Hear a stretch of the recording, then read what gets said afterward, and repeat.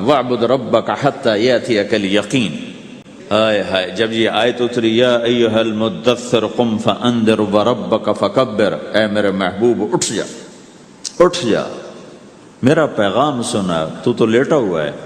تو اس پر آپ نے کہا خدیجہ انقطع ایام النوم والراحہ، میرے آرام کے دن چلے گئے، میرے سونے کے دن چلے گئے، میرے رب نے مجھے کہا ہے اٹھ جا اور میرا پیغام سنا.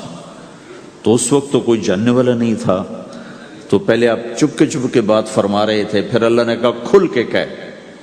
تو پھر آپ نے کہا میں خدیجہ میں کس کو کہوں، میری کون سنے گا، من ادعو من یستجیب. تو حضرت خدیجہ نے عرض کی یا رسول اللہ آپ دعوت دینے میں پہل کریں، میں لبیک کہنے میں پہل کرتی ہوں. تو بھائیو، دعوت ہمارا سرمایہ ہے، دعوت سے ایمان بنتا ہے، ایمان سے عمل بنتا ہے. تو اگر آپ اس دعوت میں حرکت کرتے رہو گے، ان لک فی النہار سبحا طویلا، کل میں نے اس پر تھوڑی تفصیل سے بات کر دی تھی، آج میں اس سے اگلی بات کرنا چاہتا ہوں. لیکن اس کو بار بار سننا اس لیے ضروری ہے کہ آدمی بڑی جلدی بھول جاتا ہے، اور نفع سامنے نہ ہو تو اس کے لیے قدم اٹھانا، مال لگانا مشکل ہو جاتا ہے. آپ پھیری بھی تو لگاتے ہو، تو شام کو پیسہ ہاتھ میں آتا ہے تو تھکاوٹ چلی جاتی. میں نے ایک شخص سے کہا تھوڑا تبلیغ میں وقت دے دو بھائی. کہا جی مجھے گولیاں لگی تھیں تو اس کے بعد میرے بدن میں درد ہوتا ہے، تو میں ٹائم نہیں دے سکتا. لیکن میں اسے دیکھتا تھا، وہ صبح سے شام تک اپنے دکان پہ کھڑا ہوتا تھا، کھڑا ہو کے کام کرتا تھا. تو ایک دن میں نے اس سے پوچھا یہ تو دکان پہ کھڑا ہوتا ہے، اس کا درد تمہیں نہیں ہوتا؟ تبلیغ میں تو اتنی مشقت نہیں ہے. وہ کہنے لگا جی روز درد بہت ہوتا ہے، لیکن میں جب شام کو پیسے گنتا ہوں تو سارا درد چلا جاتا ہے، سارا درد چلا جاتا ہے.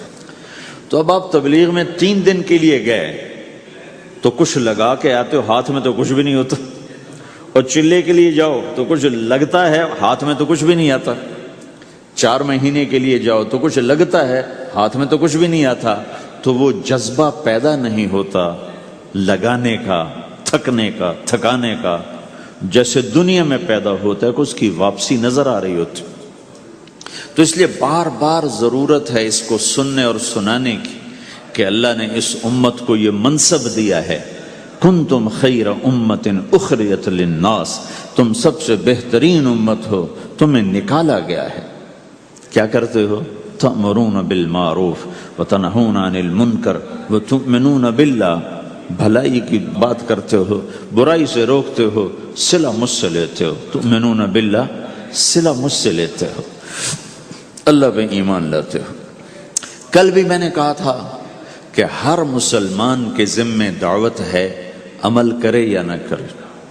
آج پھر اس کو دوہرا رہا ہوں کہ عمل کرے یا نہ کرے، اوروں کو دعوت دینا ہر مسلمان کے ذمے ہے. اللہ تعالیٰ نے بنو اسرائیل کے بارے میں کہا میری تم پہ لعنت ہے. لعن الذین کفروا من بنی اسرائیل علی لسان داود و عیسی ابن مریم، اے داود، اے عیسیٰ، ان پر لعنت بھیجو. کتنا سخت اللہ کا فرمان ہے. اچھا کیوں، کس لیے؟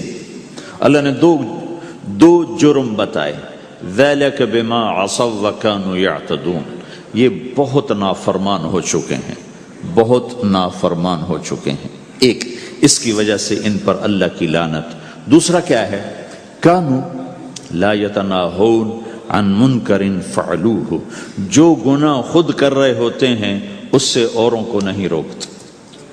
کانوا لا یتناہون، نہیں روکتے تھے، عن منکر، اس گناہ سے، فعلوہ، جسے وہ خود کر رہے ہوتے تھے. تو اس سے پتہ چلا کہ اگر کوئی نافرمانی بھی کر رہا ہے تو کسی کو اگر دیکھتا ہے نافرمانی کرتے تو اسے سمجھانا اس کے ذمے ہے. اللہ یوں کہہ رہا ہے کہ کم وقت خود تو برائی کر رہا تھا تو کسی کو روکتا تو صحیح. دونوں ہی کام نہیں کیے، نہ خود چھوڑا نہ کسی اور کو روکا. تو بھائیو، حرکت کرتے رہنا، اس حرکت میں بڑی طاقت ہے. ساری کائنات حرکت میں، اگر رک جائے تو تباہی۔ زمین حرکت کر رہی ہے، سورج حرکت کر رہا ہے، چاند ستارے ہر شے حرکت میں۔ تمہاری زمین 66,000 کلومیٹر فی گھنٹہ کی رفتار سے روزانہ بھاگی جا رہی۔ کہیں پتہ چلا کہ پاناما بمے دونوں سمندروں کے 66,000 کلومیٹر فی گھنٹہ کی رفتار سے دوڑا جا رہا ہے۔ تمہارا سورج 6 لاکھ میل 9 لاکھ کلومیٹر فی گھنٹہ کی رفتار سے دوڑتا جا رہا ہے۔ حرکت کے ساتھ زندگی ہے، حرکت ختم ہوگی زندگی ختم ہو جائے گی۔ اب لوگوں نے حرکت کی، اپنے ملکوں کو چھوڑ کر آئے، اللہ نے آپ کو روزگار دے دیا، باعزت روزگار دے دیا۔ تو بھائیو، اللہ کے دین کے لیے حرکت کرتے رہنا، عمل بھی آ جائے گا انشاءاللہ، ایک دن دیکھو گے زندگی بدلے گی۔ ہمارے بزرگ تھے، ساتھی فوت ہو گئے، تو ان کا بیٹا PIA میں کیپٹن تھا، جہاز اڑاتا تھا۔ تو انہوں نے کہا بیٹا نماز پڑھ لیا کر۔ کہا ابا فرصت نہیں ملتی، بہت کام ہوتے۔ کہا اچھا چلو نماز کے وقت ایک آدمی کو دعوت دے دیا کر، 5 نمازیں ہیں، 5 دفعہ دعوت دے دیا کر۔ وہ کہنے لگا میں دعوت دوں؟ خود تو میں پڑھتا نہیں، دوسرے کو کیسے دعوت دوں؟ کہا بیٹا ایک تو میری مان لے، نماز کا انکار کیا ہے تو یہ تو مان لے کہ چلو کسی کو کہہ دیا کر کہ بھائی نماز پڑھا کرو۔ کہا چلو یہ تو آسان ہے، میں کہہ دوں گا۔ تو اس نے اپنے ابا کی بات مان لی، ہر نماز پہ 1-2 کو کہہ دیتا بھائی نماز پڑھا کرو۔ اس کے والد فوج میں جرنیل تھے، یہ کیپٹن تھا، دونوں کی ملاقات نہیں ہوئی۔ 6 مہینے بعد باپ بیٹا کی ملاقات ہوئی تو دیکھا تو کپتان صاحب کی داڑھی بھی اور ماتھے پہ محراب بھی۔ انہوں نے کہا بیٹا یہ کیا ہوا؟ کہا آپ نے مجھے پھنسا دیا۔ وہ جب میں لوگوں کو کہتا رہا تو میرے اپنے اوپر اثر ہونا شروع ہو گیا کہ میں اپنے آپ کو ملامت کرنے لگا کہ اوروں کو تو کہہ رہا ہے، خود تو پڑھتا نہیں۔ کہا اس نے مجھے کھڑا کیا اور میں نماز پہ آیا۔ پھر ایک دن شیو کرنے لگا، شیشے میں کھڑا دیکھ رہا تھا، تو میں نے کہا جب اللہ کو سجدہ کر رہا ہوں تو چہرے پہ نبی کی سنت بھی ہونی چاہیے، تو میں نے سیفٹی بھی پھینک دی، میں داڑھی بھی رکھ لی۔ تو تبلیغ کا کام کرتے رہنا، ہم فرشتے نہیں بن سکتے۔ ایک دفعہ ایک آدمی نے میرے اوپر بڑی چڑھائی کی، تم تبلیغ والے منافق ہو، کہتے کچھ ہو کرتے کچھ ہو، تمہارے قول اور فعل میں بہت فرق، بہت۔ جب ان کا غصہ اتر گیا تو میں نے ان سے کہا بھائی 100 نمبر تو اللہ نے بھی نہیں مانگے، آپ کیوں مانگتے ہو؟ اللہ نے کہا ہے فمن ثقلت موازینہ، جس کی نیکیاں بڑھ جائیں گی، گناہ تھوڑے ہوں گے تو پاس کر دوں گی۔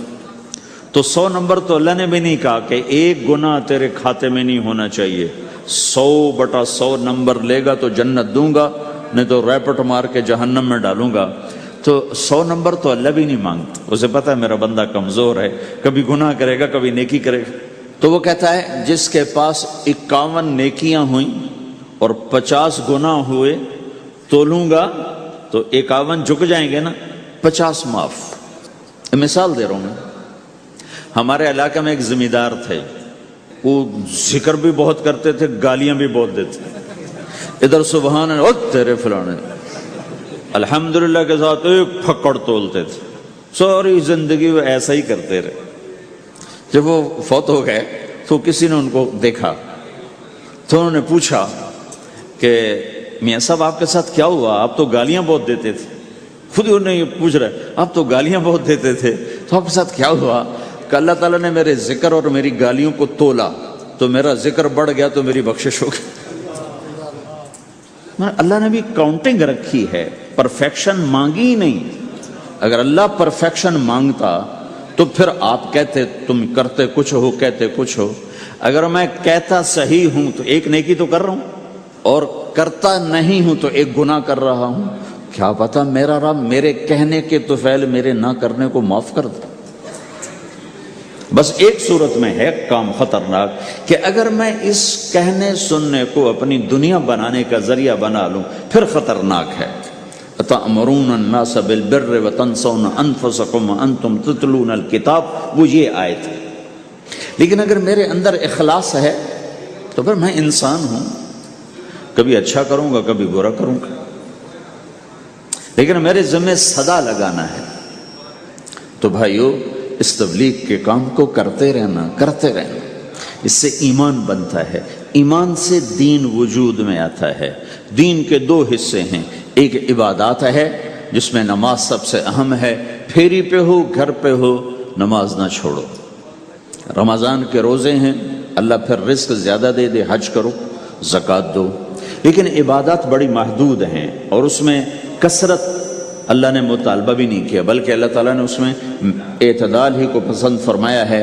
اللہ تعالیٰ نے ہمارے نبی لمبی لمبی نمازیں پڑھتے تھے تو اللہ تعالیٰ نے روک دیا، ما انزلنا علیک القرآن لتشقی، میرے نبی میں نے تمہیں قرآن اس لیے نہیں دیا کہ تو لمبی لمبی نمازیں پڑھ کے تھکتا رہے، درمیان نہ چل۔ اللہ کے نبی نے تبلیغ میں زیادہ زور دکھایا تو اللہ نے اس پر بھی کہا فلا تذهب نفسك علیہم حسرات، اتنا غم نہ کیا کر کے تو خود ہی ہلاک ہو جائے، مت نہیں، ایسا نہ کر۔ تو عبادات محدود ہیں اور اس میں اعتدال مطلوب ہے۔ سارا دن مصلی پہ بیٹھنا یہ اللہ نہیں دیکھنا چاہتا، اللہ یہ دیکھنا چاہتا ہے کہ تو باہر جا تاکہ میں دیکھوں کہ اب تو کیا کرتا ہے۔ دوسرا حصہ اس کا اخلاقیات ہیں، آپس کی معاشرت ہے۔